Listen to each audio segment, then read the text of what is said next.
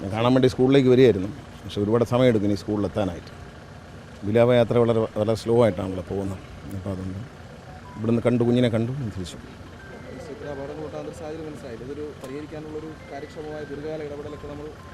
ഇതൊരു പതിവായി നടക്കാൻ സാധ്യതയില്ലാത്തൊരു കാര്യമാണ്. വളരെ അപൂർവമായി. കാരണം നമ്മൾ വിദ്യാഭ്യാസ വകുപ്പ് ഈ സ്കൂൾ തുറക്കുന്നതിന് മുമ്പ് തന്നെ മുഖ്യമന്ത്രിയുടെ നിർദ്ദേശപ്രകാരം എല്ലാ സ്കൂളുകളിലെയും അപകടകരമായി നിൽക്കുന്ന വൃക്ഷങ്ങളും മറ്റു കാര്യങ്ങളെല്ലാം റിമൂവ് ചെയ്യാനായിട്ട് എല്ലാ നിയമങ്ങളെയും മറികടന്നുകൊണ്ട് അനുവാദം കൊടുത്താണ്.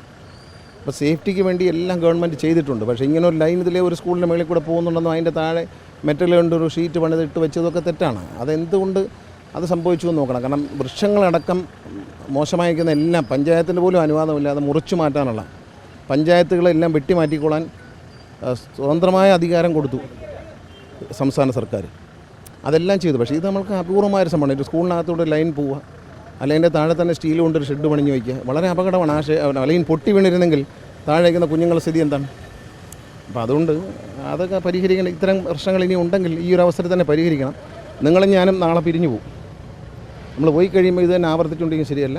ഇത്തരം കാര്യങ്ങൾ ഉണ്ടെങ്കിൽ എല്ലാ സ്ഥലത്തും ഇലക്ട്രിസിറ്റി ബോർഡ് തന്നെ സ്വന്തം ചിലവിൽ ഇത്തരം സ്കൂളിനകത്ത് പോകുന്ന ലൈനുകളൊന്ന് സൈഡിൽ കൂടെ ആക്കി കൊടുക്കുക എന്നുള്ളതാണ്.